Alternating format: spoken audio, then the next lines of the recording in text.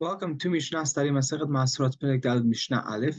Over here in this Mishnah, we're going to discuss different ways that something could be nikbal maaser, right? Other ways spoke about if you bring it into the home, right? That obligates something in maaser. Over here, we're going to speak about cooking, right? We know cooking is one of the processes that actually obligate something in Maaser. It's not just cooking. We said that there is the Yerushalmi, the Gemara explains that it's ur, right, which is fire, flame, that's the cooking that we're mentioning. Melach, if you salt something. Mekach, right, if you go ahead and trade, right, you buy something, a purchase.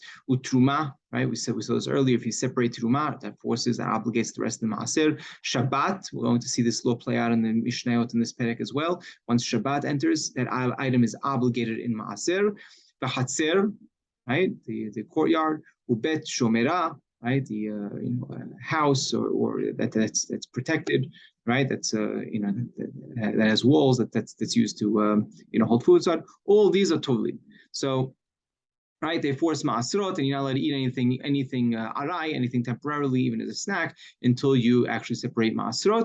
And of course, this is, well, the Gemara explains that this is all items where the nigmera melachto, right? The process has been finished. So now our Mishnah is going to speak about different ways that something has become obligated in Maaser. Hakovesh, hasholek, hamoleach, basadeh, hayav. If you're in the field, right? Even in the field, it doesn't have to be in your house, right? But you go ahead and you pickle something. Right, you boil something, you salt it in the field. All these are hayab.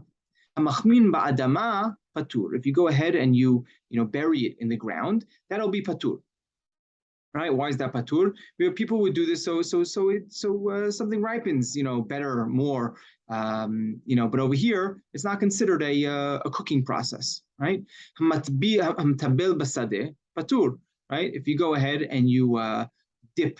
You take your those olives that you go and you dip it into some salt, right? That's okay. That's not considered salting, right? So it's still going to be patur. If someone cracks olives, patur, right? Also this, if you even though you want the juice, right, which is more of like a milky, liquidy, liquid, right? Even though you want it to come out, even so, it's still going to be patur. Al besaro patur. Even if you go ahead and squeeze olive oil onto your skin, you still patur. But if you go ahead and you squeeze and you put it into your hand, or once you're putting it into your hand, that's considered more a finishing process, and that's going to be hayav. Hamkapeh la tavshil patur. Right. So if you go ahead, the way Rambam explains this is if you go ahead and you take some wine, right, in order to make from it more something like soup for a dish, right? The makpeh itself is the soup, and what are you doing this for? You go ahead and you're turning this, you're adding this wine into this dish. So if you go ahead and do so, you're patur. Now, why would you be patur? You're adding it to a dish, into a tavshil.